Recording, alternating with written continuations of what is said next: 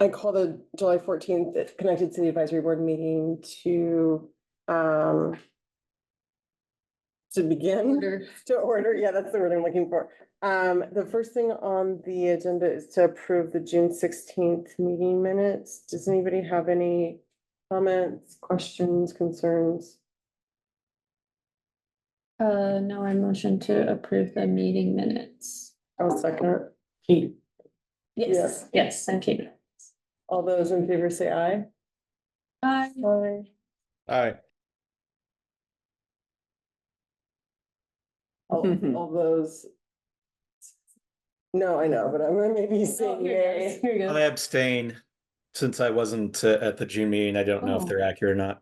Okay, Wow, okay. okay, so, Commissioner Andros, Reza and Carter approved the meeting minutes.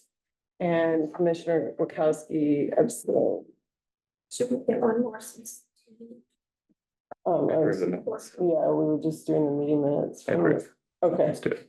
Commissioner Kuzniak approves as well. Coming in hot and disapproving of the minutes.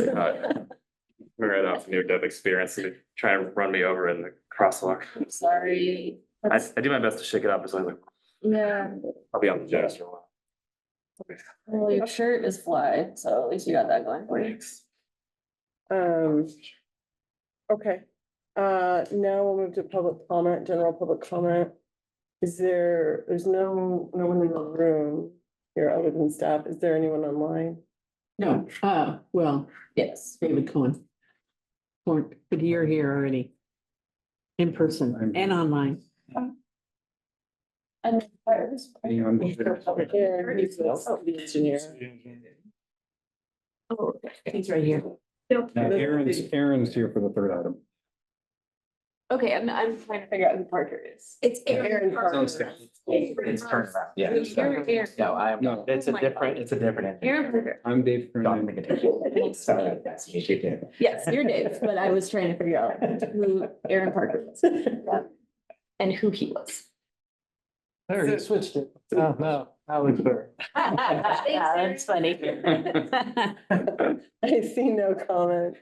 We'll move to agenda item C.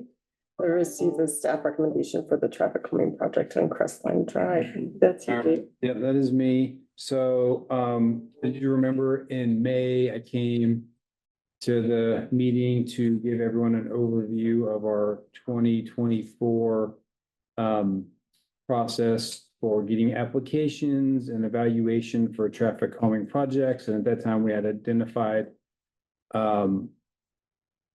Crestline Drive as a project to move forward with for using funding that we have this year in 2025 to get it encumbered this year. So since that meeting in May, I've drafted a plan, which I will I will share my screen here in 1 second. But we've created a project website that is linked on the agenda. And let's see here.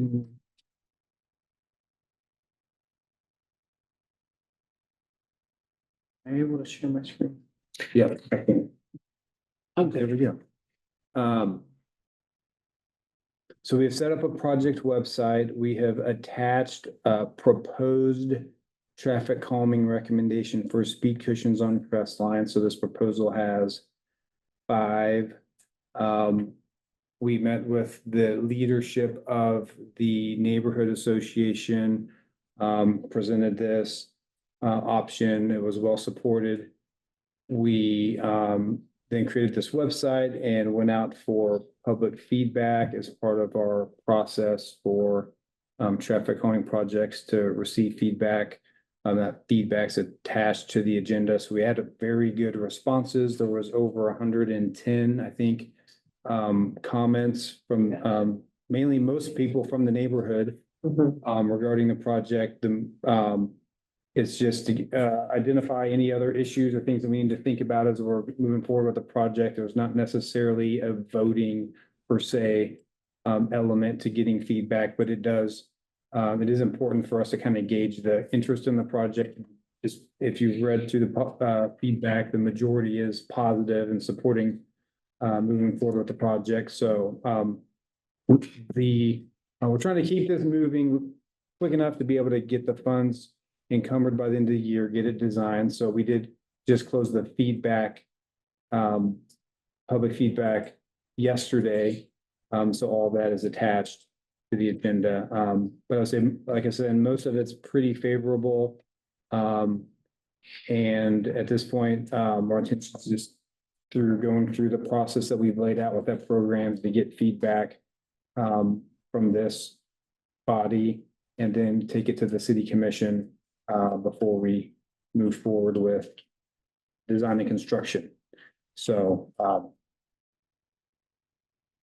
with that, I would see if there's any other questions or concerns anyone here has. Our next steps is to take it to city commission and put together some design plans, and we would construct it in the summer of 26 when school is out. But that is, yeah, that's the main thing. I guess I would say as far as the design of traffic calming goes, as we're looking at this, I don't know, a bit bigger there, but you can see the black circles are the speed cushions. We do speed cushions on collector streets where we have emergency vehicles that use them, so they have the cutouts. The furthest one to the north there by the intersection of Yale and Crestline, as it's a safe route to school crossing right there, so we thought that was a good place to put a speed cushion. The next intersection to the south is a four-way stop, and then the 4 speed cushions to the south. They're spaced at about 250 to 300 feet, which is really the recommended spacing for these to get good, consistent, low speeds. So we don't want them spaced too far apart, but I would just note one thing with laying these out, and that reflects some of the comments, is a lot of concern is here. This is a high point here, Orchard Lane on Crestline. So there's a curve, so it's hard to see if you're turning off Orchard Lane onto Crestline. So having the speed humps there will be good to help slow speeds down for vehicles that are making the turns there on off of Orchard Lane. So that was one of the things that was noted in some of the public comments and reflected in the layout of this. But anyway, yeah, that's the plan. And if there's any other questions. I have a question just because I'm very much just learning and new to all of this. Someone left a comment that like this will, I'm trying to find it so I can quote it. Exacerbate gas consumption, emissions, and air quality. So I'm not trying to like poke fun at any public comment. I'm just like, that made me think I should ask, is that a thing? Is that like just that an argument that is made against speed cushions? Is there merit to that? Just in my own edification in this process.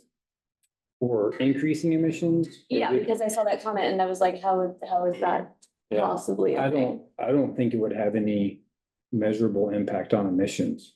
Yeah, I mean, the thinking probably would be that forcing cars to slow down and then speed up produces more emissions than maintaining a constant speed would, which arguably in the aggregate, I suppose, could happen a tiny bit. But you're talking about maybe something that might increase the AQI score by 1 or 2 and not something that's going to drive you from a low to a moderate thing, in my opinion. Thank you. I was just, I appreciate you trying to figure out what that was about. I was trying to figure out what that was about. I have a question on between so at Harvard and Crestline, it looks like there's a crossing guard posted there. Between Yale and Harvard, and then Harvard and Westdale, there's no speed cushions proposed, I don't think. Is that, and then I was just thinking about vehicular traffic into the parking lot there by Yale, so why not have speed cushions in those areas, or why concentrate them further to the south than the schools? Yeah, it's just the spacing. So that intersection there with Harvard and Crestline is a 4-way stop. Mhm. And so then it's just a matter of, spacing them out like 250 feet or so. And then not having them so close to the intersection where people are already slowing down. Okay. Or accelerating, so it's just a matter of spacing them out. As far as the one to the north, originally, the request was just Harvard to Bob Billings for the study. Mm, But when looking at this, I felt like it was important to get something in between Harvard and 9th Street, because mhm, that's all a collector street, and since we have it's just a two-way stop controlled intersection there at Yale, mhm. but there's that crossing there. We Yeah. would put it adjacent to the crossing to slow traffic down, physically slow down at that crossing. Mm. So it was just a matter of finding a good spot, and that's also kind of halfway between 9th Street and Harvard. Mhm. And so really we have, this plan also kind of fits the budget for what we have left in 2025. So I don't think we would be able to add any more speed cushions, but I do think this is enough to really regulate speeds and kind of, it should be a pretty consistent speed through this whole corridor with the way that it's laid out. You may have an opportunity to speed up once you go over one, but then you're going to be approaching the next one. So it's just, that's kind of the thinking behind it. And obviously with the parking lot there, West Middle School, we're gonna have to, just make sure that it doesn't affect that access point to the parking lot. So it may be a skosh farther north than it's shown on the plan, but as we get into putting together some design plans, and we'll have to be a little more precise on where these actually are, but this is kind of just general proximity, and we have driveways to think about and utilities to think about. We don't want to put them over sewer lines or water lines if we don't have to, and things like that. So we'll have to maybe make some other smaller tweaks, but this just kind of gives a general idea of what we're thinking. Yeah. That's great. I like that there's one there at Crestline and Yale, because I think that does get speedy right there, because it is just a two-way stop. Right. Mhm. This is Mike. I wanted to ask about one comment that I saw on page 7 of the 710 collection. Where is sorry, I'm fine, I scrolled away. Someone commented, please not put traffic calming devices, and in particular, what I asked about is when Iowa's finished, it will be better. Do we have any kind of evidence about what the traffic on Crestline has been like from before the construction on Iowa started to afterward? We don't have any information on Crestline after we started construction on Iowa, but all the data that justified the need for traffic calming on the street and why, and its ranking so high was all done while Iowa was not under construction.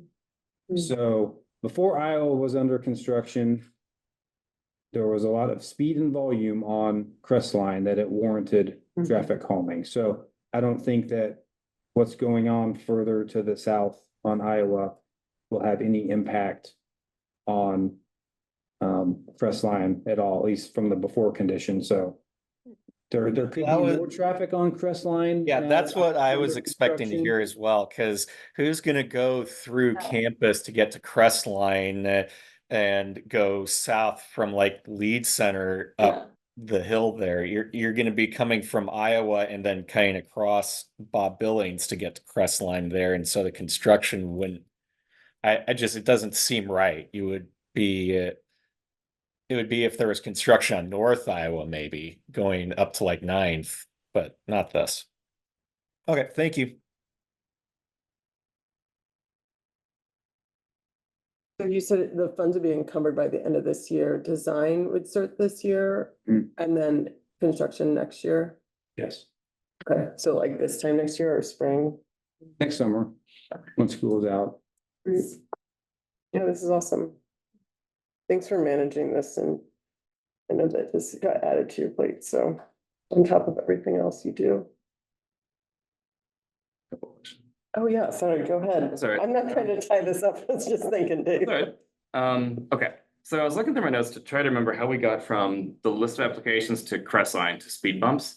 I don't have in my notes that that Crestline had been selected. Do you have like a metric as to why that was selected over the other neighborhoods or projects? I'm not saying I disagree with it necessarily. I just want to make sure that if anybody comes asking like, hey, why not us? We're super important as well, that there's like a rubric to point back to be like, no, we definitely want to do this. Sure.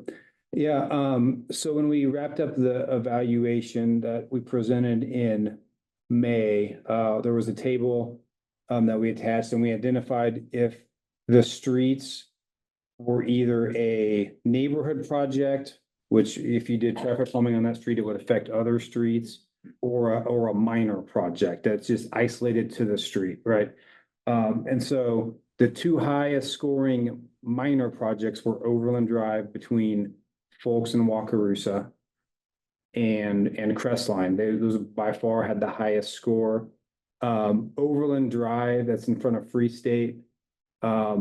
We had one single request for that. We didn't have any other letters of support. It still would be a good street to look at traffic calming. We also want to look at putting a school beacon on Overland Drive and some other improvements that could impact speeds. We want to look at that first.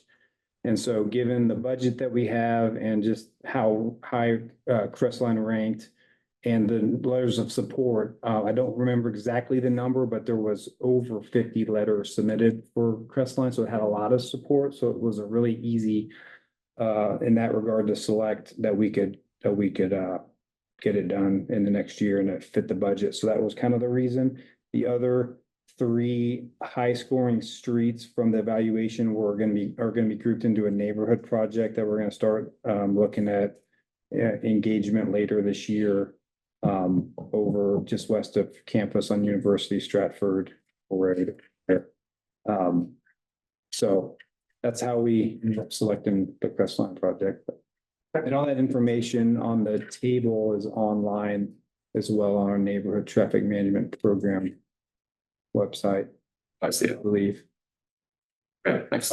That's what I was hoping to hear. I guess I didn't take good enough notes to kind of get to that point. So, okay. The second one was previously, and I don't know if this has changed, I just forgot about it. The idea was to go starting from like neighborhood engagement and figuring out which neighborhood needs the help, which has been done, to then direct engagement with neighborhood groups to try to figure out like which are the problem areas. But this is obviously for the neighborhood, like the full neighborhood wise. So perhaps things are different here. It seems like we're going straight from selection to implementation without a pilot in between, or like a selection of which speed calming things work best. No consultant or anything either. Yeah, so on the what we call the minor projects, these type of projects, we don't have have a dedicated plan for more engagement and having necessarily a stakeholder work group to discuss the project. So it's more straightforward than that. I would say that we do list the option to, on these minor projects, still do a trial period where we go out and put in temporary devices to see if they work or not. And we could do that for this street. I didn't see the need to do that because we know the speed cushions are going to work. It was going to take weeks for our staff to go out, and it would take a lot of staff time to put them out. The bolt was like, they were telling me it's like 200 and some bolts for each speed hump. So to put them in and then go through all that time, we didn't think that it was gonna be helpful for us making a decision. So we talked with the neighborhood about our approach to this, not to do that, and they were supportive of that. And so that's kind of the way the process works for this. So, but yeah, there's no other evaluation or process for data. Do you think that there are other what's the right word, like traffic speed control methods that could have been used here instead of speed humps, such as like visual narrowing, chicanes, curb bump outs, raised crosswalks, any other things that could have worked, or even like encouraging on-street parking that would have been worth it? Or is the research pretty clear that like speed bumps always work every time. And by going away from them, it's really just like, because people don't like speed bumps. Yeah. I don't know the research, but not so. That's a good question. I think from my experience, like on these collector type streets, they work, they're the most effective device. I don't know, you know, we didn't really look at parking along the street. I think it is no parking, or people just don't park a lot along the street. Yeah, it's not density, really. Yeah, and on collector streets, doing things like diverters where we control the number of volume entering or exiting the neighborhood is not gonna be supported by fire and med, and gonna be difficult to get support from the neighbors neighborhood. So on these collector type streets, they really are the best approach for traffic calming, and we've seen the results on similar streets like Harvard Trail, another collector street with a lot of speed cushions, and they've been very, very effective. So that's kind of the approach to how we went with the speed cushions on this. Would raised crosswalks serve the same purpose, but then also highlight where the crosswalks are? They can. But is there a concern having them too close to intersections? It seems like there's a science to where the placement of these things go. Like you don't want them exactly in a certain spot. They can go close to intersections. The challenge, the other factor with the raised crosswalks is storm drainage And probably emergency vehicles also, right? Because it's on. a and, street. and emergency vehicle, yeah. So, yeah, it's something that we've used before, more often on local streets. Yeah, that makes sense. And sorry, just one more thing. And what about curb bulb outs in places where it's supposed to be a slow speed curb anyway? I did see somebody mention that. I was like, oh yeah, I wonder if that could work, just like channel down the traffic at the intersections. Those are probably a lot more expensive to implement, a lot of concrete, but cones, I don't know, that's a lot to install too, so I just. Yeah, if we were- Like weighing cost and time versus what you can actually do, right? So. yeah. Yeah, it's something in the toolbox, but they are a little more expensive. We wouldn't want to do cones or anything that would be something that we'd have to maintain, so we'd have to really bulb out the curb. Right. And then we get into the stormwater, putting stormwater structures sometimes, and then just these speed cushions seem to work. Yeah. Fairly well, and yeah. Is that because there's no conflict with drains right there on the curbs? It just flows around Mhm. because they're. As opposed to like the raised crosswalks, which would have conflict with. Yeah, drainage. yeah, the speed cushions at the curb and gutter, they taper back Yeah. down, so you still have the gutter flow line where a raised crosswalk goes all the way across. Okay. Basically like sidewalk height, and then, when we do those, we typically like put curb inlets in a crossroad pipe, and then we have to go tie it down somewhere down the street. Mhm. That can be expensive. To do that, so, we've done them before, but aside from the crosswalk at Yale, there's really no other good locations that I see where a raised crosswalk, we know there's a lot of crossings. The four-way stop isn't really a good location to put in a raised crosswalk. And so it was a thought for the Yale crossing, but looking at the storm drainage, and it didn't seem like it was gonna fit our budget, and I think putting in a speed cushion right adjacent to the existing crosswalk will be effective. I wish there was more money for another crossing guard over there. Yeah, Yeah, I'm no city planner, but I'm just looking at, you've got 2 elementary schools and you've got 1 crossing guard, like at the or south end of West, like it seems like, yeah, on, I don't know, Schwartz or, I think there's one. or at Yale. On the north of Schwartz, I believe. Oh, okay. I'm just looking at this picture where it says there's 1 right there, and I was like, it'd be cool if you could get 1 here or here or here. but- Yeah, it's on, Oh, there's 1 up here. Yeah. Okay, okay. Mhm. Yeah. Yeah, Okay. there's like actually, I think a raised crosswalk. there. Oh, okay, okay. It's just off this picture. There's Island. It's not going, yeah. Several commenters mentioned like blind spots. Is there any thing? Is that, I'm not super familiar with this area. Is it just topography? Like- Yeah, it's, oh, I was gonna point to that, but at the top of the hill there at Oxford, Mhm. like I said, turning on and off, it's a vertical curve, so Okay. you can't see cars coming up. And right now we have advisory speeds of 20 miles per hour. So you'll see if you, when we do that, you'll see like a yellow and black sign that shows intersection ahead and below. It says like 20 miles an hour, which is just an advisory speed. It's not an enforcement Gotcha. speed, but it's just to indicate to the driver that warning, you should slow down. There's an intersection ahead. And so we're not able to fix the topography of the road, given the constraints of the right of way and all that. So, That too. there have been some crashes there, and that's just a concern, and I can, because I'm very familiar with it and been over there, and it's, yeah, so you have to look both ways quick and then go. Yeah. And, but having the speed humps will physically slow people down, so they could still speed up once they go over it, but it will help that situation for sure, so. That was probably the most commented thing, specific thing with the feedback. And it was noted when they submitted their application was just a concern with that Mhm. site distance there, so. Yeah. It was the neighborhood association that submitted the application and then you met with the association. Mhm. Okay. And how many people were at that meeting? Do you happen to know?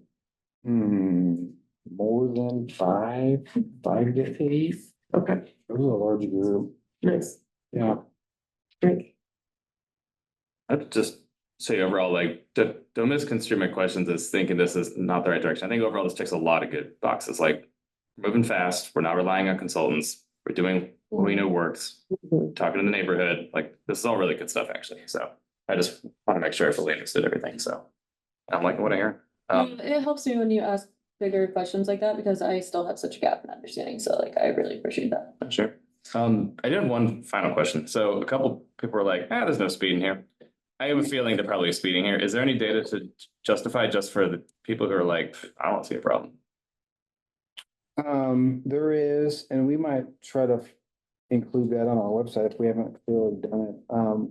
Yeah, I have not. On the study that we did last year, Crestline, the measured speed, it's called the 85th percentile speed, which is the speed that 85% of traffic travels at or below. It's kind of the engineering criteria for the average speed. It was 38 miles an hour, and the speed limit's 30. And so it had one of the largest deltas of any streets we looked at as far as measured speed and the speed limit. So that's what That's the exact answer to here. jumped up. That's why it scored so highly. Mhm. And also it's a collector street and has over 3,000 vehicles per day. So you've got, Traffic. a lot of. So, yeah, so that is something that we, should probably highlight a little more. Mhm. I know when we set up the website, we may have just not had the specifics on there for that. I don't think I see anything about speed on the Crestline Drive website. Yeah. We'll have to look at adding that. That's good. It just says, Feedback, but yeah, that was the main driver. So I think we should highlight that as we move forward with this project on the why, especially for people in the neighborhood that are not or kind of questioning the need. Main driver.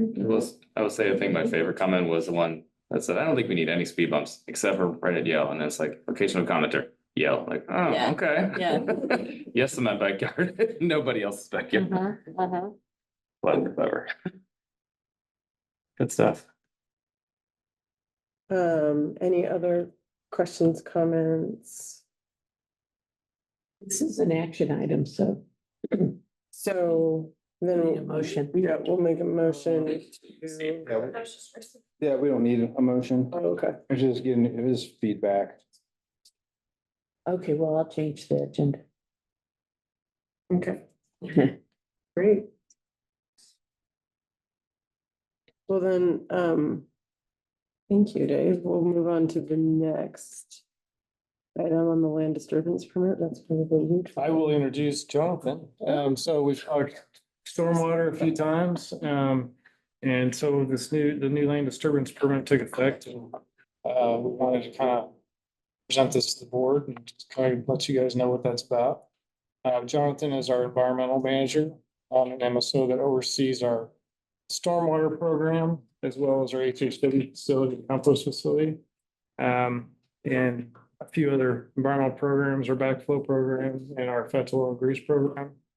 Probably missed one. He has a wide gamut of those. So I'll let you, I could give you an introduction on the pro, but I know it's part of his presentation, so I'll just let him take it. Okay, Oh, You want to just open it up in the agenda? that's what I'll do. Got it, got it. There. mhm. Okay, I can just let you know. Scroll to the next one. Yeah, hold on a second.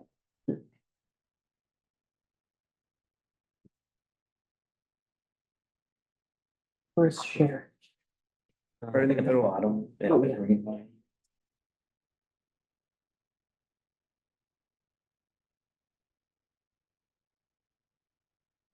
Alrighty. All right, hopefully everybody can see the presentation there. So, as Trevor indicated, my name is Jonathan Gutierrez. I'm the environmental manager within our Regulatory Environmental Services Division as part of the MSO department. And tonight we're going to give I'm going to give a presentation on a new land disturbance permit that went in effect with the new land development code that went effective on April 1st of 2025, and how that ties into our stormwater management program. And so with that, I need to give a little background on our stormwater management program and some of our federal and state regulations that exist. So in this slide right here, wanted to highlight that the Water Quality Act Amendment of 1987 amended the Clean Water Act, if people are familiar or not with the Clean Water Act, which addressed point source pollution in the original Clean Water Act.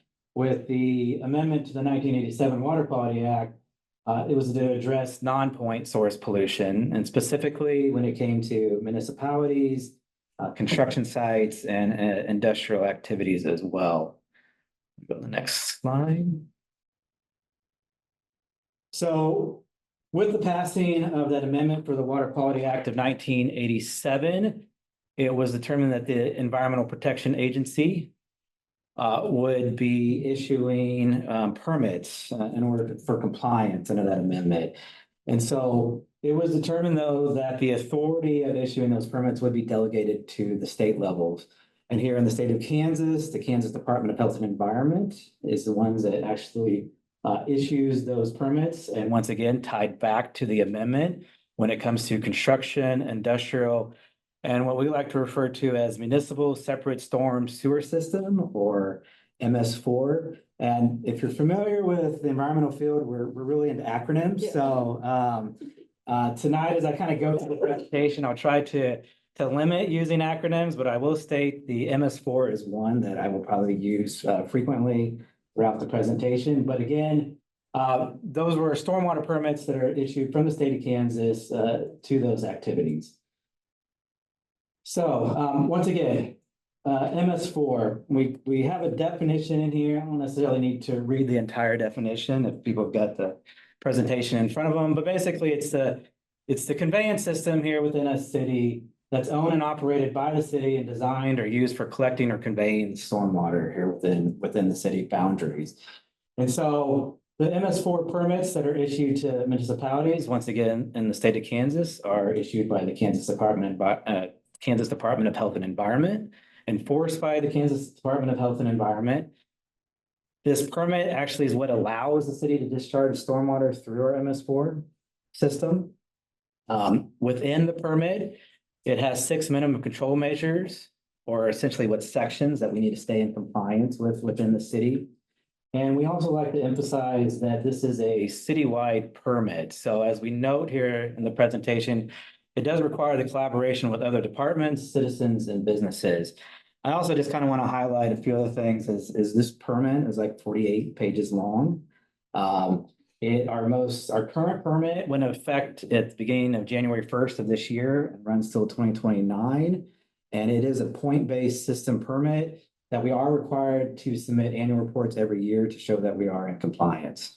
A quick question. So the first S is separate. Does Lawrence not have combined storm We sewers? do not have combined sewer systems, yes. When did that split? Because I'm sure at some point they did, right? This city did not. Denver? No. It's crazy. Really? Such an old city for Kansas, so Yeah, it's really interesting. it is. Nika for sure has combined. Yes, they We do. do have I and Right. infiltration. But not intentionally though. Just. Right, not a section, yes. That's the difference. I'm gonna dive into the history of why they made that decision, because it's really cool. So- What does that mean? It all flows into one central system if it's not separate? Yeah, so a combined sources, so I came from Kansas City, Kansas, prior to coming to the city of Lawrence, and I'd say our divide was like Highway 635. If you were east of that, it was the older parts of the city. A combined system is essentially where your wastewater and your stormwater all goes into the same sewers. A separate storm system is essentially where you've got your stormwater system and then your wastewater system or your sanitary separate. And old cities always typically have combined sewer The systems. challenge with old combined ones is the combined system would go into the storm system during heavy rains and then you'd have raw sewage going into. Yeah, I guess I'm familiar with that and Hawaii counts when it rains a lot. Yeah, CSOs. Yes. We don't. We were able But to we don't see have that here, so. It also makes it really hard to design a wastewater treatment. Yes, it does, because Yeah, everything visual is. stuff, right, right. It's just. Yeah, Says when it allows the city to discharge stormwater, is that like into the river? correct. So within ours is our receiving waters are Walker River and Right. Kansas River, but yes. Right, so it's receiving end This permit basically has a jurisdictional map, which is pretty much the city boundary. And so any water leaving that city boundary is what's covered under our responsibilities for the permit. Okay. So again, within the MS4 permit, they have what they require, or the state is minimum control measures or MCMs through what we refer to as best management practices or BMPs that are implemented through the city's stormwater management plan. So like I said, we enjoy our acronyms. So we note here then what those 6 minimum control measures are. First one being public education and outreach, public participation, illicit discharge detection and elimination. The construction site runoff one is the highlighted one, which I'll kind of briefly describe how it's kind of tied to land disturbance permit. The post-construction runoff and the good housekeeping and pollution prevention. And again, I kind of want to emphasize within each one of those minimum control measures, there's multiple best management practices that we have to implement here within the city. So specifically with the construction site runoff minimum control measure, that one requires municipalities to have a program to reduce the pollutants that are entering into our stormwater system, and specifically those that are coming from construction sites. And the main pollutant we're looking at is sedimentation that's leaving those construction sites and entering into our MS4 program. So we kind of went over the federal regulations, state permit requirements. And so now we'll kind of go at that local level. And so when it was determined that we'd be doing the revision to the land development code, it was decided that we would add some erosion and sediment control regulations within the Chapter 20 Land Development Code. And so there's particularly 2 sections or 2 articles within Chapter 20 that were added. The first one, as kind of noted here on the slide, requires, in addition to the land disturbance permit, requires some other requirements for those sites that would have land disturbance activities to submit to the city for review. The first one being what we refer to as an erosion and sediment control plan. That's essentially like a site plan that we require then anybody that's doing land disturbance activities to submit to the city to review. Those plans would essentially document where you would be putting controls in place. And when I refer to controls, I think most familiar people are, you drive by a construction site, see something like a silk fence, which is like that synthetic fiber or fabric material fence that's around the construction site. Those kind of controls or controls that are in curb inlets. If you see inlet protection logs, filter logs that are installed in there. And so these erosion and sediment control plans are essentially a requirement for individuals to submit those into the city to review.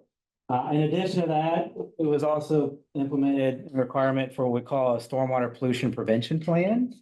So that's an overall plan that we would require for an applicant to submit, and it's supposed to detail information about how you would, you manage that site, including like good housekeeping, inspections that are occurring on that site. It does include, though, having a site plan or an erosion and sediment control plan submitted with that stormwater pollution prevention plan.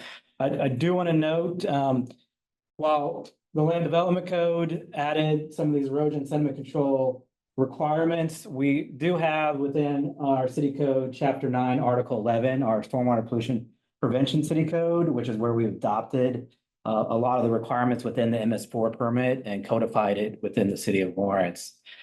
So in addition to the erosion sediment control plan and the stormwater pollution prevention plan, Article 13 of Chapter 20 then also describes what land disturbance activities and then has that minimum design requirements. And within there, if you're rereading Chapter 20, that's where it states that you need to be in compliance with the new permit, which is the land disturbance permit, which will be in Article 16, which we'll talk about. And then there are a few exemptions as well. And I know I didn't note that here on the slide, but those exemptions include any city-owned property that's less than an acre, and then any kind of urban or gardening agriculture that's less than an acre would be exempt from this article.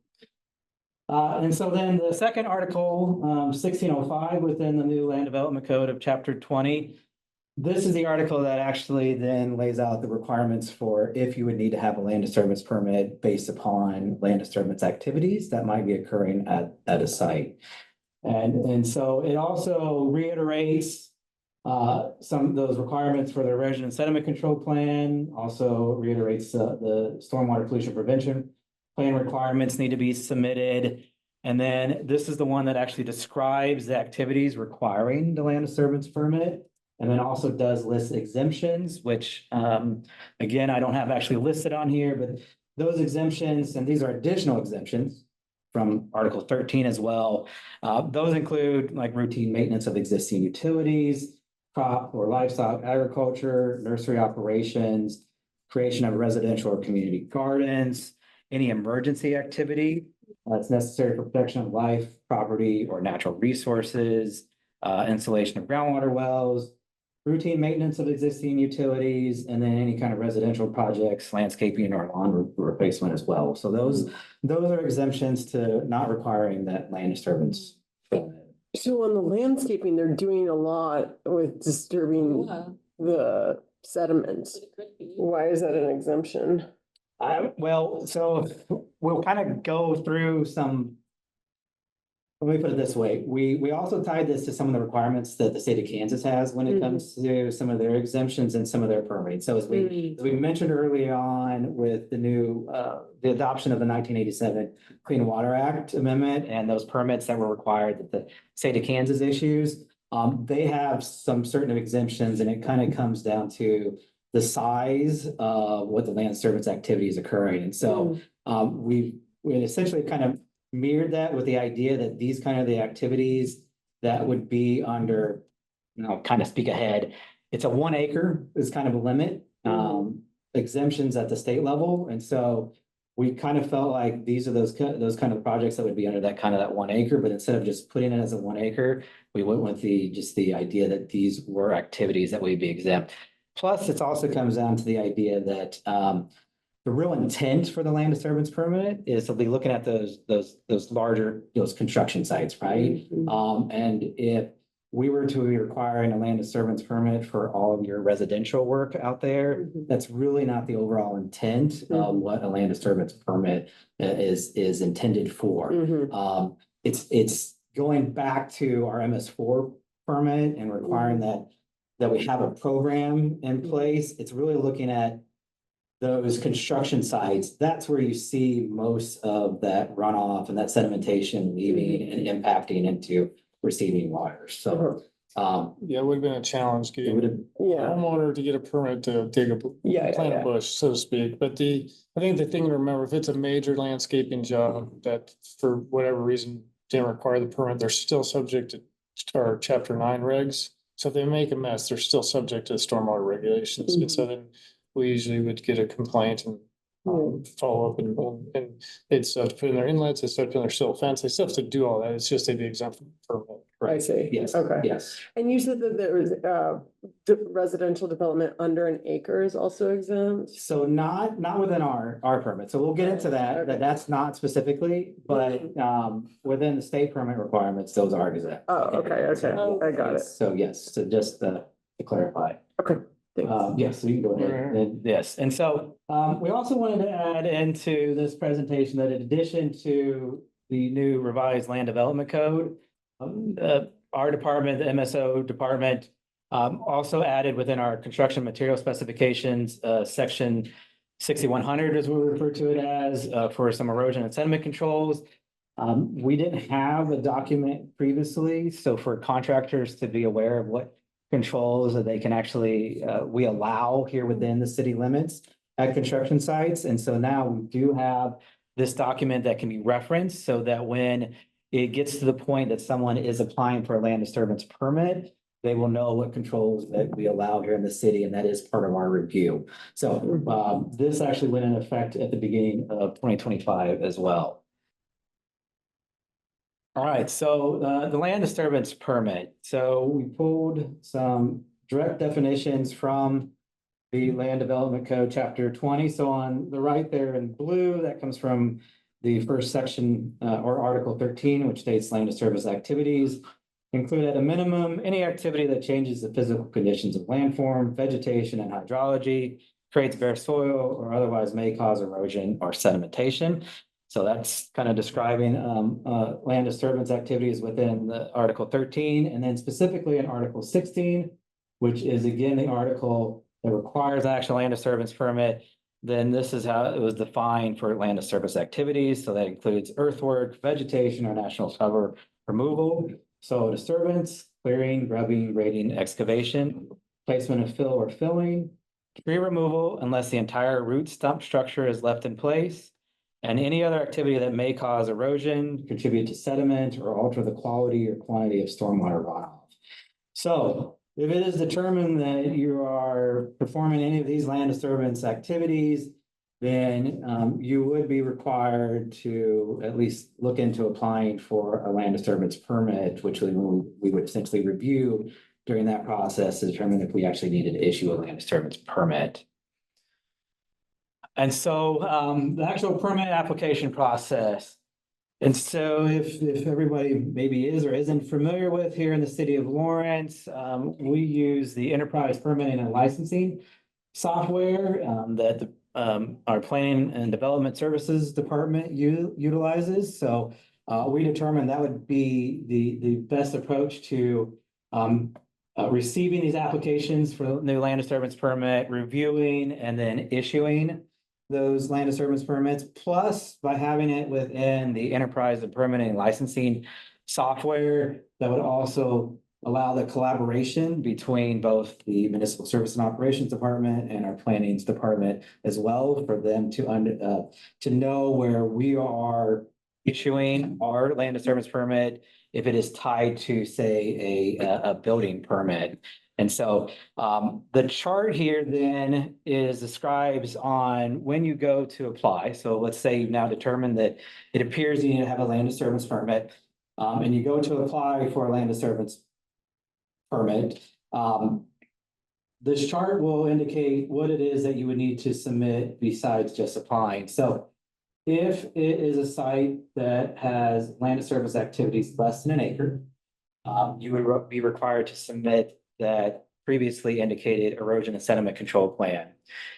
If it's determined that it's a site that is at an acre or greater, you would be required to submit a stormwater pollution prevention plan, which would include that erosion and sediment control plan.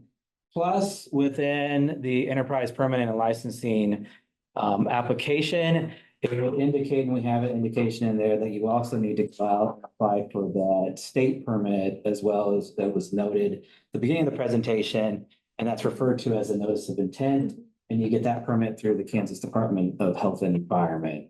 And so I don't have this wasn't really a kind of a slide to kind of go through the whole process, but when you go to apply, we require contact information, that's kind of the same as our building permit, the applicant, who's the contractor that would be responsible for on-site controls to be implemented, who's a property owner.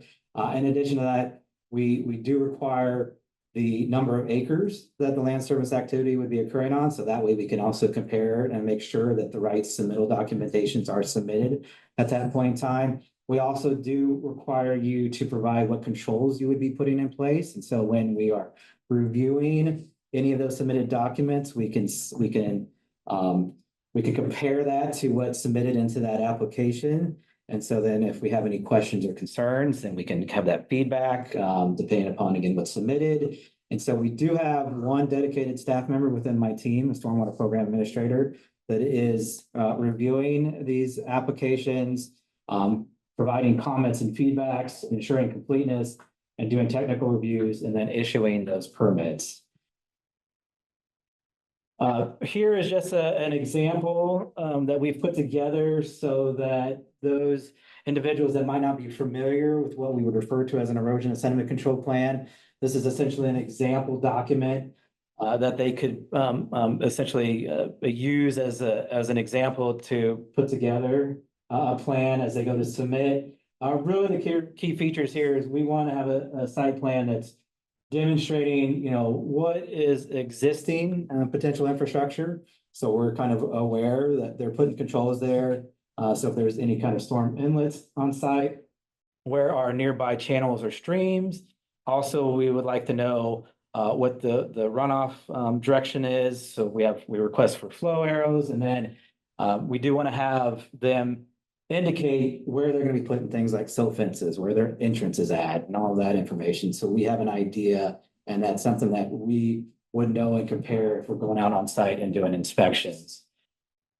Which then leads into our site inspection process. So once a land disturbance permit is approved and issued through the enterprise permit and licensing software, then between approval and then closing out the land disturbance permit, we perform site inspections at that site. And so now through the enterprise permit and licensing software, we require an initial inspection, and we require the contractor or builder to actually schedule through the permitting system for that inspection for our team to come out. And that initial inspection, we're going out there, we're taking, again, that erosion and sediment control plan. We're going out there, walking the site. We're ensuring that the controls they indicated in the application are actually installed prior to any land disturbance activities.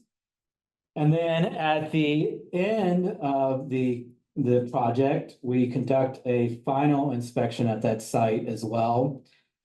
Within that final inspection, we're looking to make sure that that site's been stabilized. So obviously, the whole purpose here is they've done land disturbance. They've essentially removed the vegetation there. We're making sure that there's no pollutants leaving that site. And so at the end, we want to basically go back out there and make sure that that site has been stabilized. Another key component of that final inspection is to make sure that controls have been removed as well, because there are oftentimes that controls get left on site after the construction project has ended. And so we conduct that final inspection. We track all of this inspections within the enterprise permitting licensing program, which again benefits because we have access to it, and so does the planning department. And so if there's a building permit that is also tied to that site as well, they'll know if there's any concerns that we have during any of our inspections. Plus, it's been worked out that, and I guess I should state the back on the application process. The planning department will not issue a building permit until a land disturbance permit is issued, if it's required at that site. In addition, at the end, when we do our final inspection, they will not issue a certificate of occupancy until we've signed off on our final inspection. And that will be tracked both in our permitting process and in their building permit process. And so, that also benefits us doing all our inspections. I also know that those aren't the only two inspections that will be performed during the life of the permit. We also perform intermittent inspections throughout the construction process as well, because obviously this is, it's an active construction site.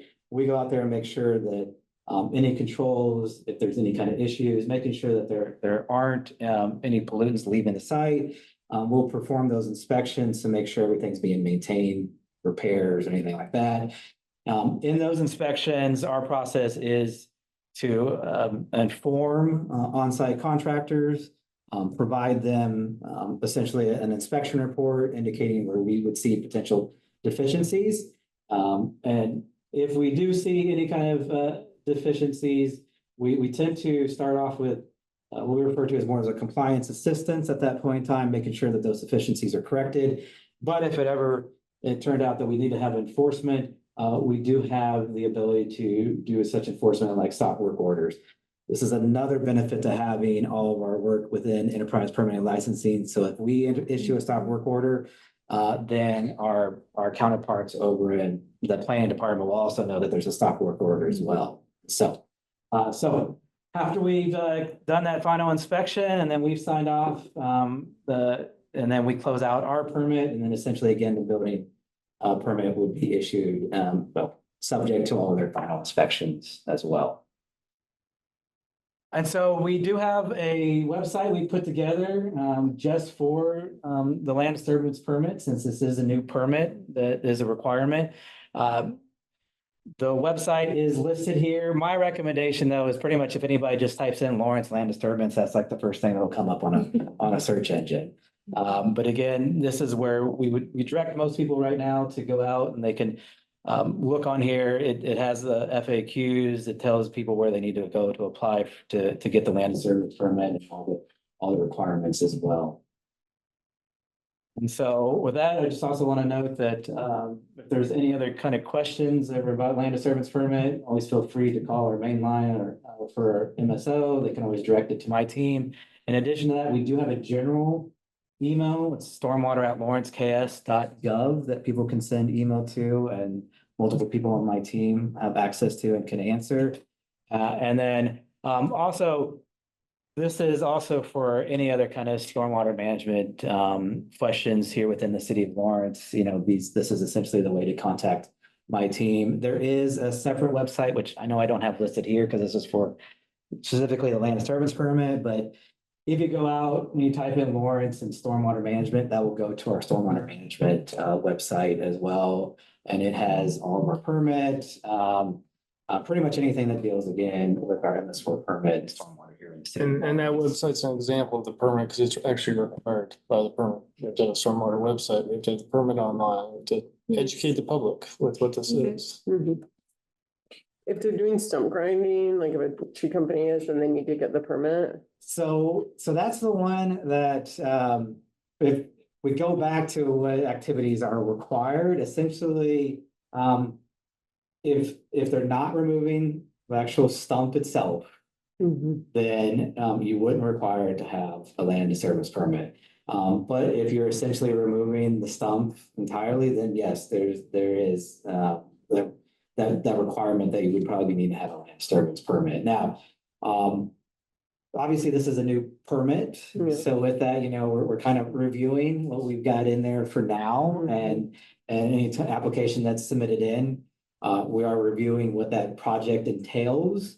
And so that also could potentially, though, fall under some of that exemption for some of the landscape upkeep as well. So really, we'd be looking at more of that if it's a larger site where you're doing all those stump removals.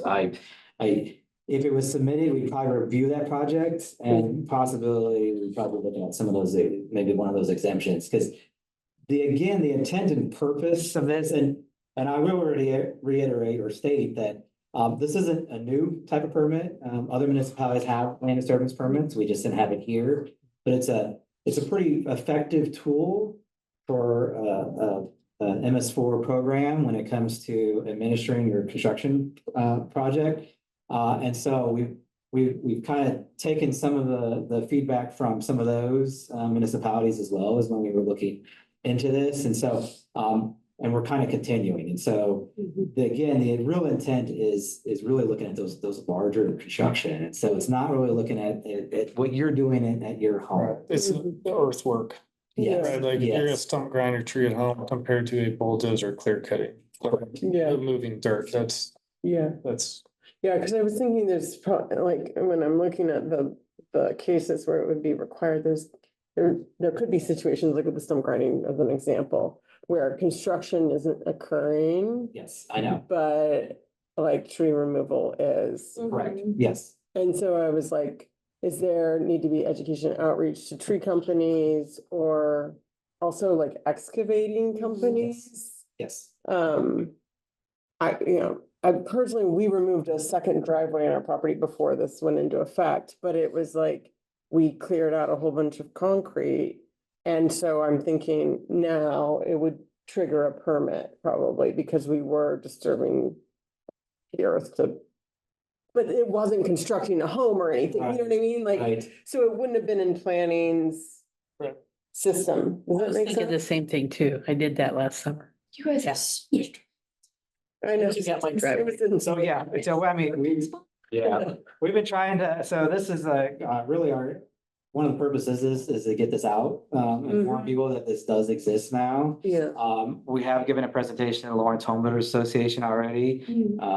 Because obviously that's really a true intended audience for the new Yeah. disturbance permit. And we've also sent out essentially a mass email to contractors, Mhm. consultants as well, informing them about the new requirement for the land disturbance permit, and then also pushing them to just go and check out the website as well. Mhm. Yeah. I think that there's a lot of these driveways, a lot of them are unpermitted, these second driveways, and they are peppered all around my neighborhood, which is interesting. So there's no record of them ever being built, because we looked at it. But then, yeah, I mean, anyways. Well, and that's also another reason why municipalities, so before having this land disturbance permit, like Trevor mentioned, and I mentioned, we've always had the city code under chapter 9. And so we were already going out and visiting and doing inspections at construction sites. Now, though, another thing with having a land disturbance permit, now it's tracking it. And it's another means for us to kind of know where these activities are occurring. Right. And so that's another benefit or tool that we can get from the land disturbance. It's a game changer with the work. So it's like, instead of being reactive under the previous workflow for a site that's not getting built. Mhm. So let's say there's several larger sites out west that a lot of grading work's been done. Well, we wouldn't even know about it officially until there's a permit issue. Mhm. Now, we'd hear maybe a complaint, which then we respond and we say, oh, there's no permit, we just enforce code. And there's, a lot of them are big, significant stormwater issues, and so this is really the best practice, with when you look at stormwaters, get the land disturbance permits. Yeah. And frankly, this way, when they're grading, they have the controls in place. So, and it's also a huge tool to those folks that do the development. In most communities, they have to have someone that understands the stormwater when they're doing their construction, so the controls go in, and this kind of gets everyone up to speed for those best practices as well. Because it's one of these things that this permit is like, the state could come in and audit anybody anytime. And if someone's not doing what they need to do, they kind of ding the responsible party, but they also ding us because because under our permit, we're supposed to be doing that enforcement part. And then, so our goal is to work with everybody, the compliance assistant, educate them. And I envision, with the process being, once it gets mature, our enforcement responsibility should not be a big deal because people just be expected to know how to do it. And then the engagement with the inspections.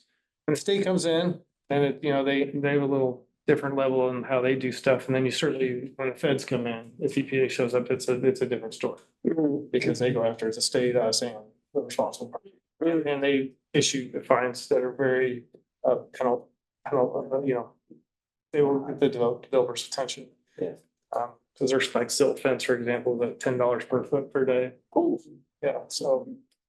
Are there any incentives for restabilizing the soil in a way that uses like natural infrastructure, climate solutions, or is it just kind of binary? It's yes, they restabilized it and it's Johnson grass, or no? Well, it's still dirt. I'll take a shot. So when you look, it depends on the project, right? So let's say if it's a plan, like a development plan, they have a site planning process. And then that actually gets reviewed by our stormwater engineer, and if they have to detain water or do something like that, they have a list of best management practices, but different kind of green infrastructure options that are also in the works as part of our land development code, and that's adopting some APWA 5600. It's a manual that gives you a lot of options, like for green infrastructure, whether it's like a rain garden or swale or, something other than just your typical detention retention. So the list of options that the city will, be in purview under our stormwater criteria, which is going to be larger. But in terms of like the compaction, all that, a lot of those are covered in the tech specs that, that inspectors have to see depending on which site it is. And that's more of a traditional construction type project. But in terms like if someone's just needing a land disturbance permit, they're not building anything. Not really. It's just, we're just more, their responsibility under code is anything on the site can't get offsite. Yeah, I was thinking more of those big new projects when you're really redoing something. Yeah. Yeah, that's a very. Think about like, how can we reduce flash flooding? How can we reduce runoff? How can we capture more rainwater? Yeah, that's a little bit on the engineering side, but we certainly work hand in hand with our stormwater engineering projects. How much does it cost to apply for a permit? So right now, there is not a fee. It is something that we are evaluating because in other municipalities that have land service permits, there are fees tied to it. So eventually we do see a fee tied to the land service. That would be more popular than the recreation center fees. Yeah, the permit fees for land development code are tied up in ordinance. And so we can't just say, here's the fee without revising the existing ordinance. So we're kind of basically running through, getting comfortable with issuing these. And then kind of double checking our staff time that we kind of anticipated, as well as seeing what other communities charge. And they're generally issued kind of by the acre. Yes, that's what we've seen so far. What % do you approve of the initial, just roughly? So this is, since it's a new permit, there was a slight delay in getting this into the enterprise permitting licensing software from when land development code went into effect. So essentially the beginning of June was when this actually went officially live within. So we are currently, I think, up to, as of today, like 8 applications that have been submitted. And as with anything, we have noticed that there are a few that went ahead and probably were proactive and submitted applications that we've already informed that they actually fall under with some of our exemptions as it is. So we have not actually officially issued a land service permit yet. And so we've got about 6 active ones right now that staff is reviewing. I think I might be missing the big picture here. So we've had MS4 permit for a long time, right? But we haven't had a city-based land disturbance permit until the new land development. Is that because the state now requires them and they didn't previously? Or so it's not a requirement with all, so within the MS4 permit, this is not an actual requirement. Again, it's just a requirement that we have a said program. So I think it's my understanding, I don't want to speak too much, but I think this is something that's been discussed in the past. Yeah, this has been in discussion since 2018. so we've always had some sort of way to make sure people use erosion control on sites. It just wasn't maybe as coherent as it is now. No, well, no, we would not know. And if in 2018, if someone just took a bulldozer out to some lot, we would have no idea unless someone. Were you required to at least submit standard specs showing erosion control for sites over 1 acre or even that? Not clear a bunch of trees and yes. If they, find out about it. and if they're over an acre, they're in violation of the state permit. Okay. They have to go get their own permit. Okay. There's no sense if it's over an acre. But if they were 0.9 acres. Right. Yeah. And the MS4, so the MS4 permit was generally okay with that? No, it Or- Oh, okay. Yeah, they'd say you've made your compliance, but it's your responsibility to make sure. Reactive instead of. Yeah. That's a huge workflow improvement. Okay, that makes more sense. There was kind of snacky detail. Well, and that's some of the delay on some of the applications is that NOI. So this is, in the past, sometimes people get their building permit and say, well, where's your NOI? With theory, they should have already had, they disturbed more than an acre. Yeah. And that's I'm using another acronym, but that's a construction, it's a construction stormwater permit for them to actually discharge just on their own site. Those are required by the state. Yeah, this is really common, I think, in most communities to have a permit like this. Yeah. It is. Yeah. If not a land service, something similar. to Like that. erosion control. Right, permit yeah, or something, yeah, Some of them refer to them as grading permits as well. yeah. Yeah, in 2018, there's two goals that we wanted to do. One was land disturbance permit and the other one was stream buffer setbacks. So we kind of were working on those independently. And then the land development code updates came in and we kind of Yeah, latched on there, and then we captured the stream setbacks and the land disturbance permit all in one. nice. That's great. Any comments, questions online? Ryan or Mike? I'm okay, thank you.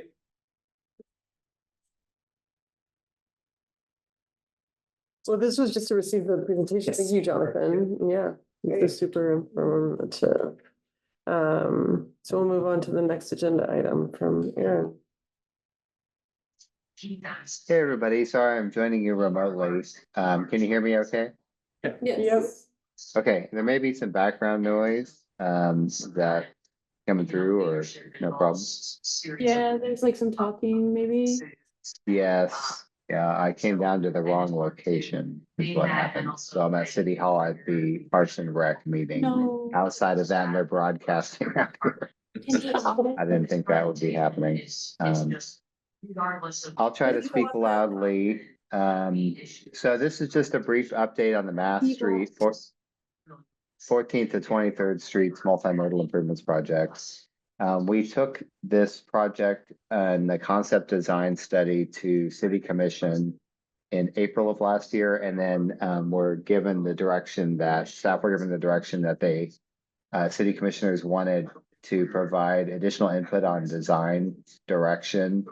So after we received our two major grants for construction through the summer of 2024, we were able to bring the item back in December of 24 and got the direction we needed. And that direction was City Commission wanted the project to physically protect the bike lanes with the on-street bike lanes with physical vertical medians. And so this is an update because since the concept design, we found that the back-to-back curb width in the narrower parts of Mass Street is more like 47 to 48 feet and not 52 feet as previously presented to Commission. And I wanted to share quickly what was presented to Commission. Let me get to that. I have it up. I can. share Let it me up. share that. I can share it. That's okay.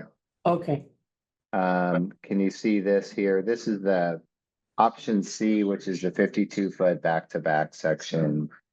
And everything about the most of this is staying the same, but what is changing is that the with the 47 to 48-foot back-to-back, we're having to make some reductions, and we're gonna go ahead and keep the I don't know if you can see my cursor circling the drive lane on the left.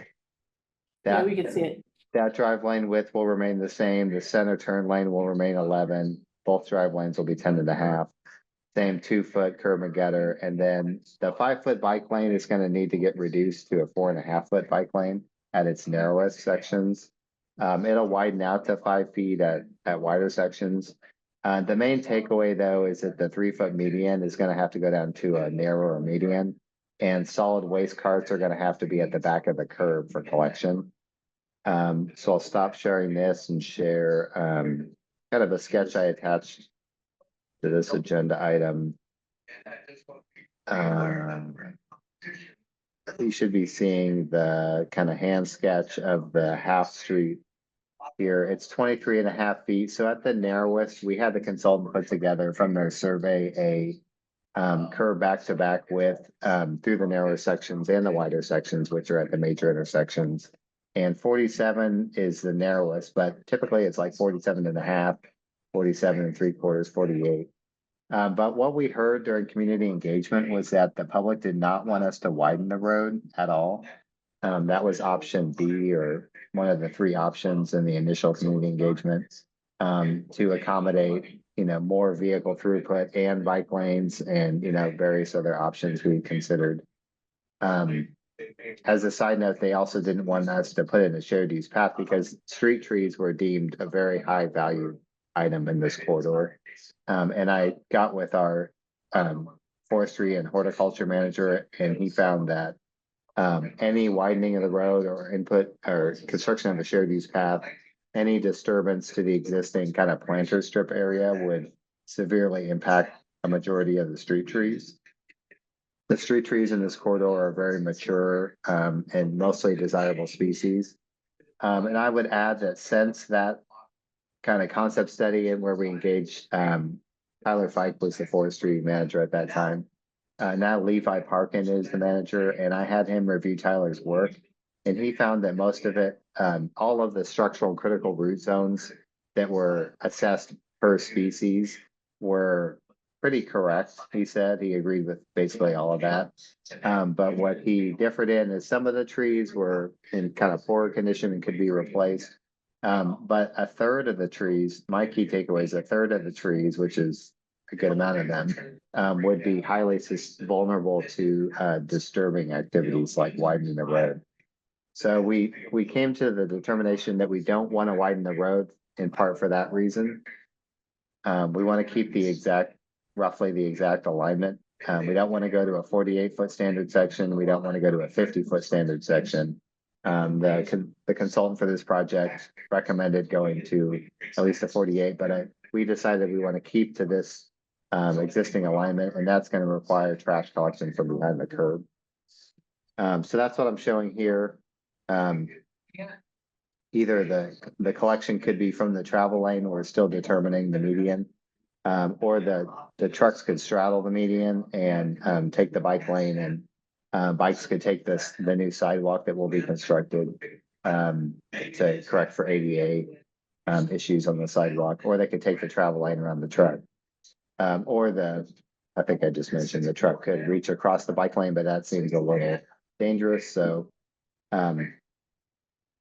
we looked at a City of Portland median that was a foot wide, and that's about what we have room for. We're still working out the details of design. We might do a 16-inch wide median.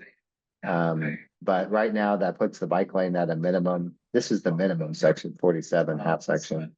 This is half of the two-way lane in the center. 4.5 feet bike lane from the toe of the gutter.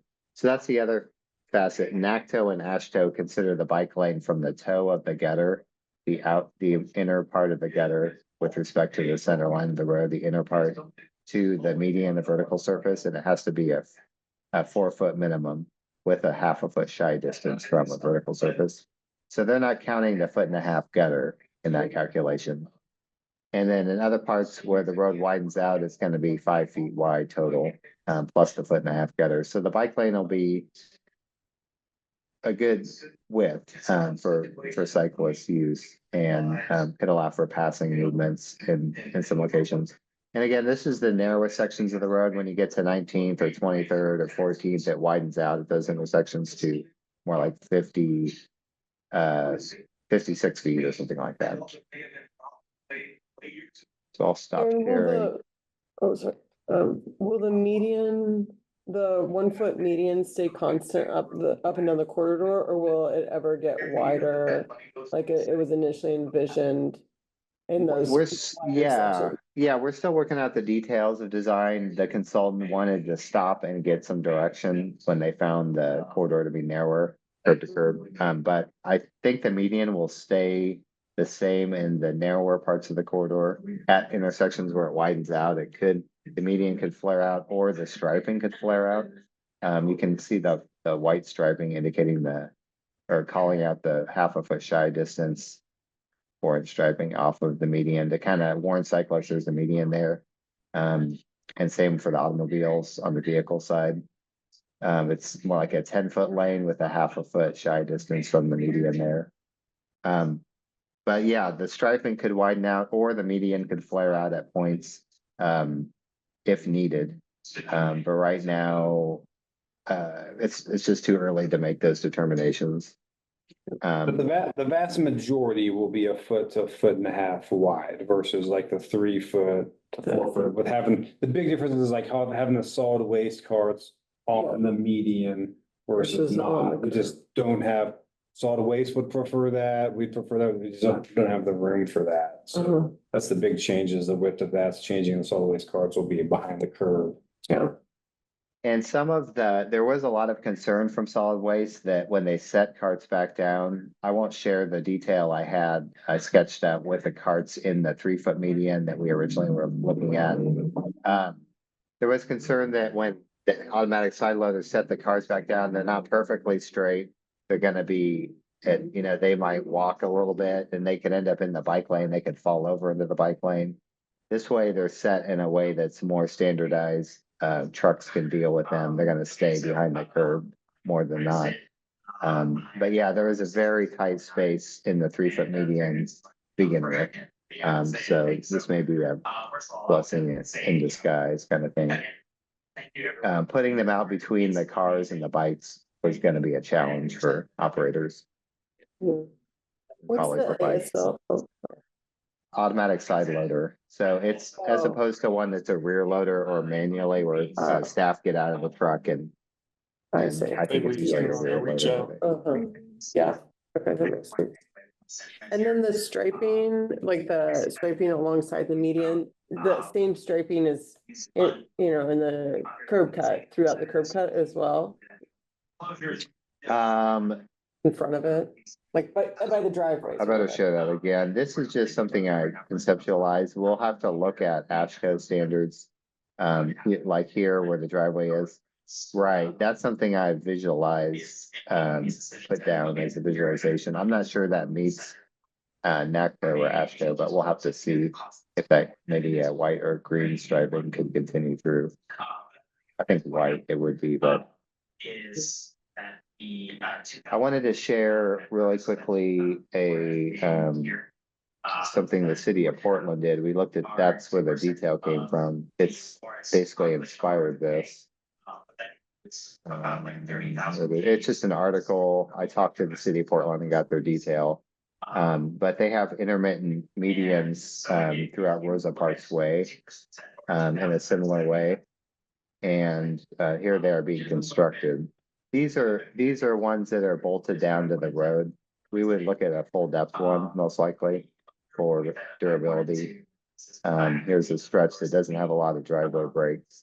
But the striping can vary, so here, to be wider, where the road widens out, or the median could be wider, that's up to the design.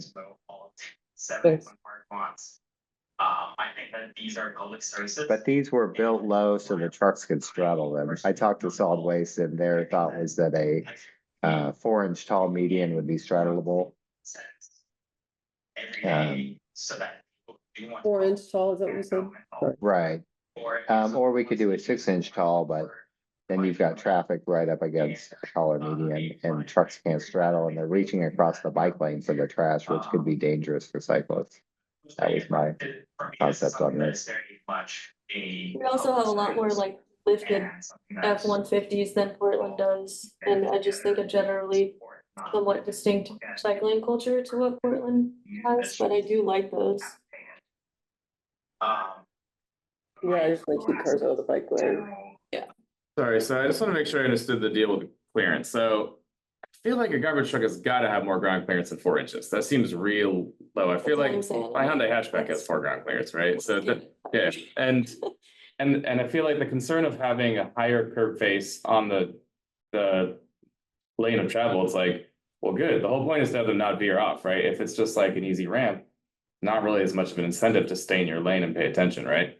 So I mean, I'm kind of in a, it's your own problem, be a responsible driver, don't veer out of your lane, and if you do, you will suffer a consequence.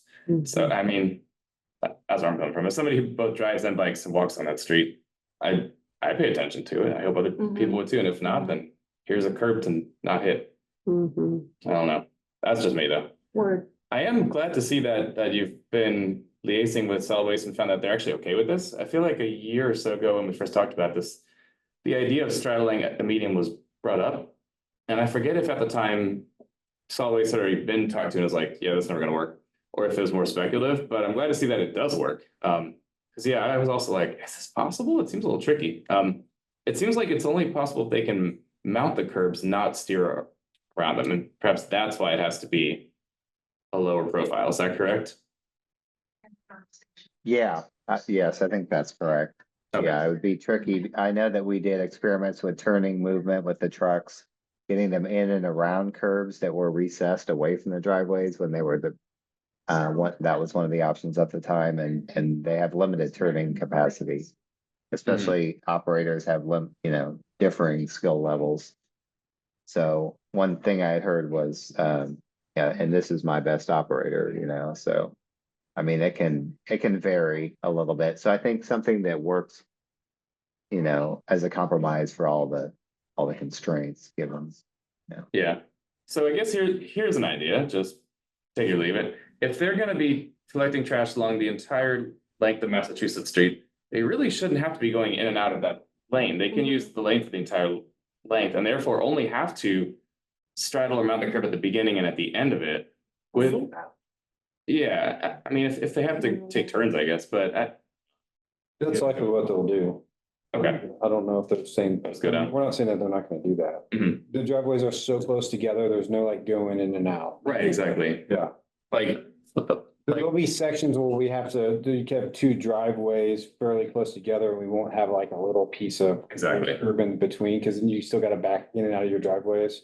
yeah, It's not preferred by a solid waste, so that was a conversation we had a lot in this, but there's just no other, I mean, something has to give and there's. no good way. It's only so wide. yeah, And they'll have to use the rear loaders for yard waste.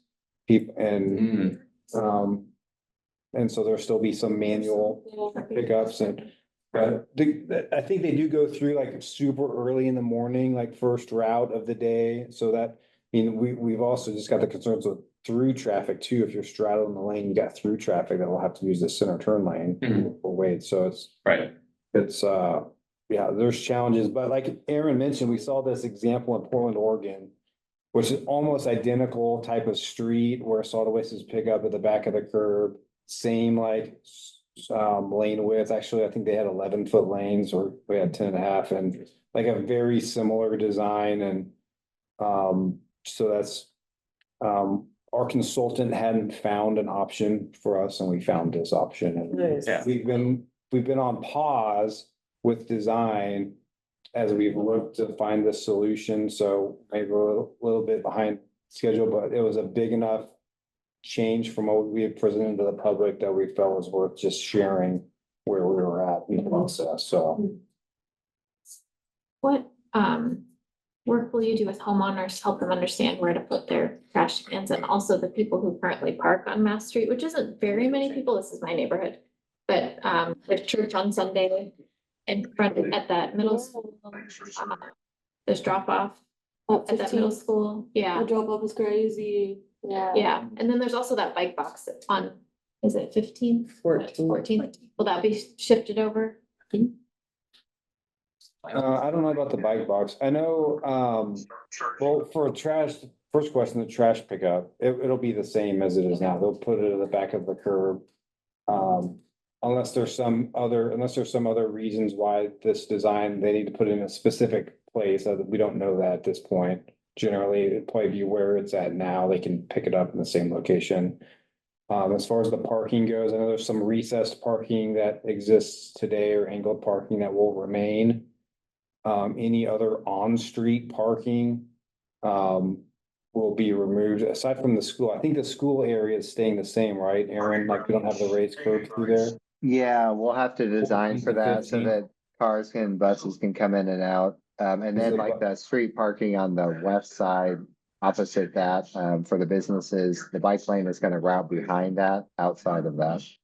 Yeah, I like this design. I mean, just more, what outreach will the city do to people who currently park there? To help them understand like, hey, this isn't gonna be available anymore, but here's some other options. And then I've lived here for 8 years and I've actually never known where to put my trash cans, on the curb, off the curb, next to the driveway, in the driveway, so.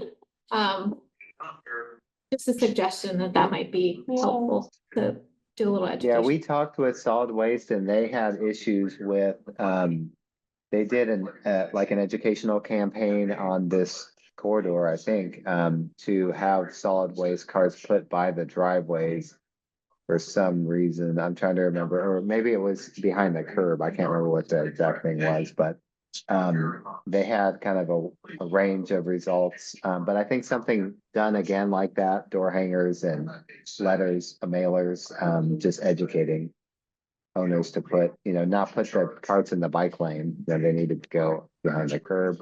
And I think if they do straddle the median and take the bike lane the whole way, more or less, except at intersections, I guess, they could be collected anywhere along the frontage theoretically. And so, yeah, I think kind of education would be helpful for this.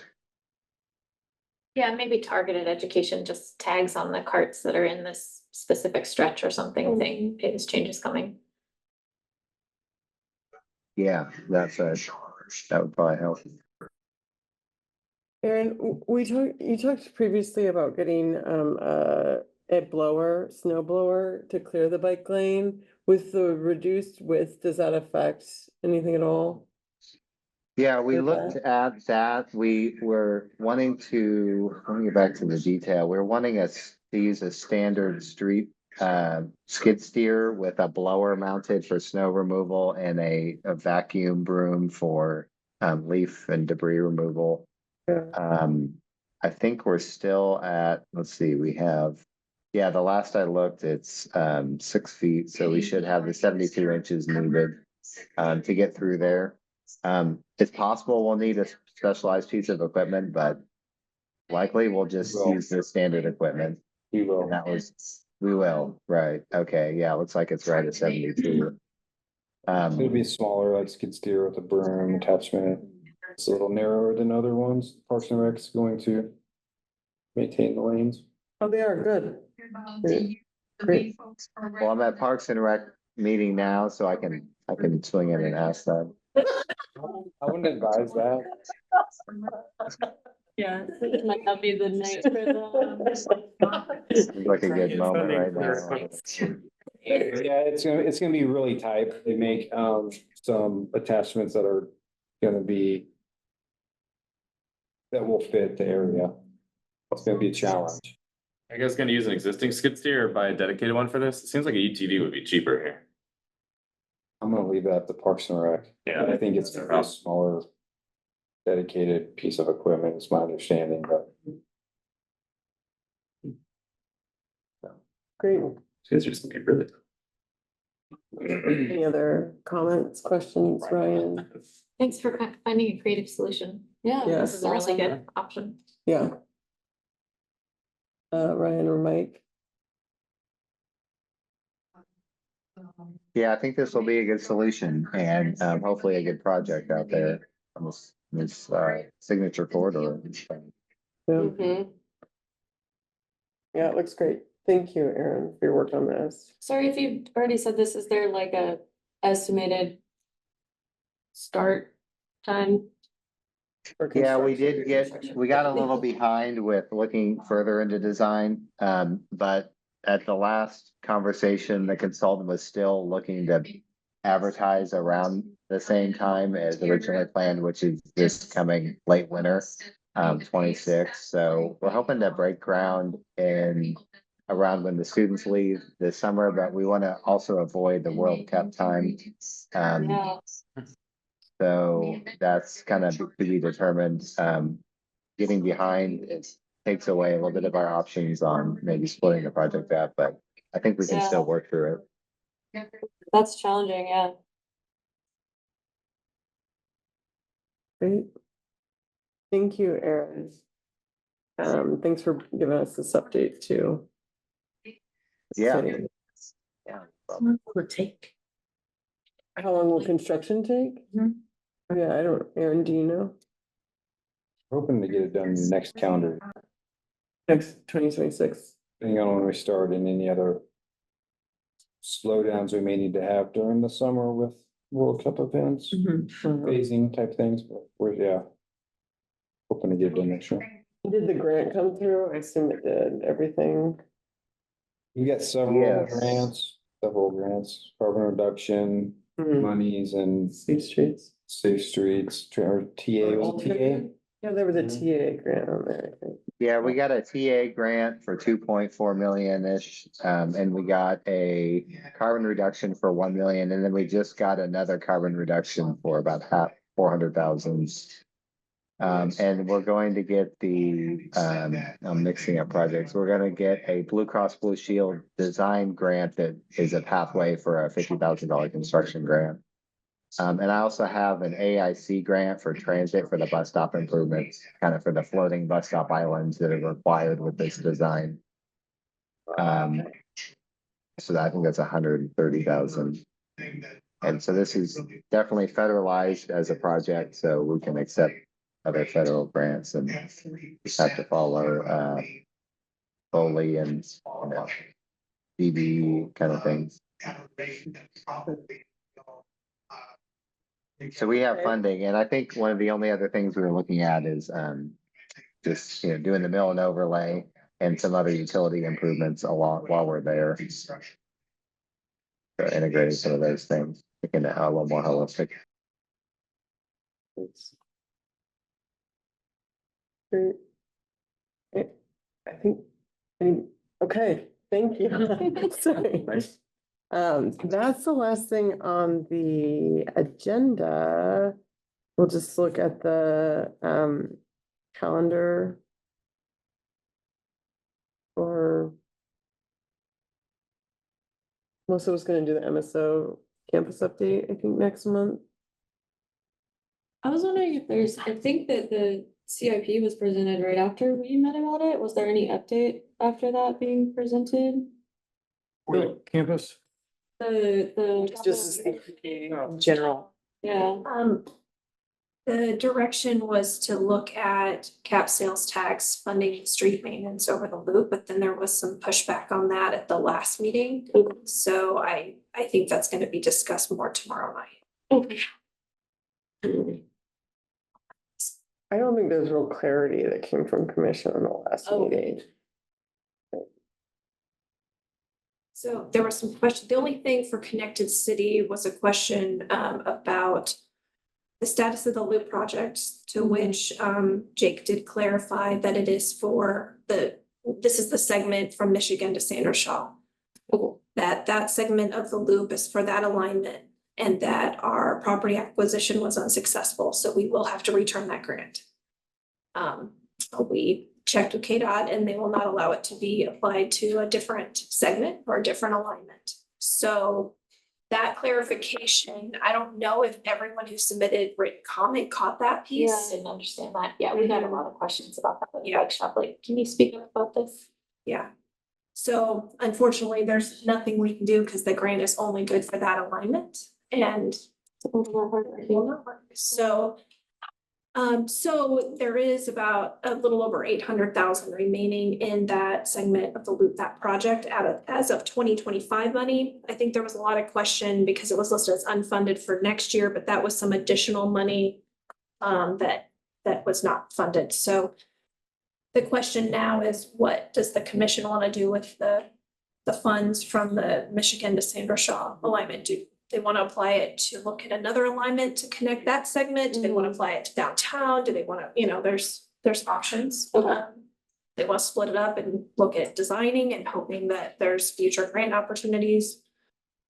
So we have that answer ready to go for tomorrow. And then the question was on street maintenance, if they return the funding to the loop project design, like what was shown in one of the options, what would that do to street maintenance? And the challenge is we've gone down about two PCI points in over a 4-year span. We are under funding street maintenance. So will 1.6 million make a huge difference? in the overall, 5 years? Likely not, but if you continue to do that every year, I mean, we're definitely not moving in the direction of what our KPI is, which says get up to 70. So it's decision of the commission if they want to go that route. Thank you. And on the Lawrence Loop, it's just connecting Sandra Shaw, that park to Michigan, is that the deal? Oh, isn't there some like little trail that's in there between Main Street and Arkansas that kind of jogs down, or no? Officially.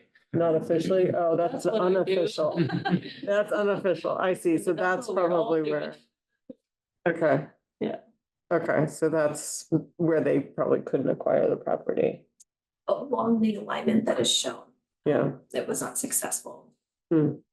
So there could be additional design dollars put to redesigning a portion of that to look at a different alignment.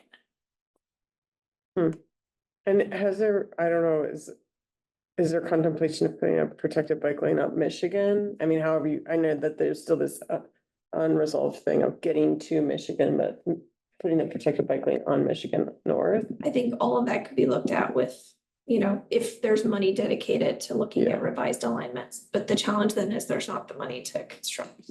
Right. We lose how much was it? 580,000, something like that. Like that. And that's, I mean, it's possible to do something on Michigan, but all of the rest of the loop is like separate shared use path, so. That would probably just be a interim type thing until we found a shared use path connection. Mhm. There was something that was an idea, but we haven't looked at anything like that on street facilities for any sections of the loop. Yeah, I just wonder if that's an area where you could connect those pieces. I mean, you're already on the asset, right? So if you did some protection there. Seems like it would be a good area for it too, because there's all those trailer parks that are Yeah. along there and the child community center, that right there. I think Pallet Village is there too. The Children's Learning Center. Yes. But, okay, thank you for that update. Yeah, and I think they adopt the budget in August, right? The It's second September. meeting in September. Okay, It's the official. So these are tentative topics we have on. yeah, Let's discuss more. Oh, yeah. Rate setting for utilities is a little tentative because we're still waiting. We're waiting on for our final product from our consultant as well. Mhm. I hope we have it by then. All right. Okay, Cool. sounds good. I'm happy to meet or whatever if you Yeah. guys want to talk about. Although we were gonna just talk about the process, maybe not necessarily. The process for setting rates. Yeah, Yeah. maybe not the end result of the study. Or you can give an update on the Mhm. study itself. Mhm. Okay, Yeah. Okay, all right. Well, then I'll make a motion to adjourn. Second motion. All those in favor? Aye. Any nays? Thank you. Thank you, guys. What?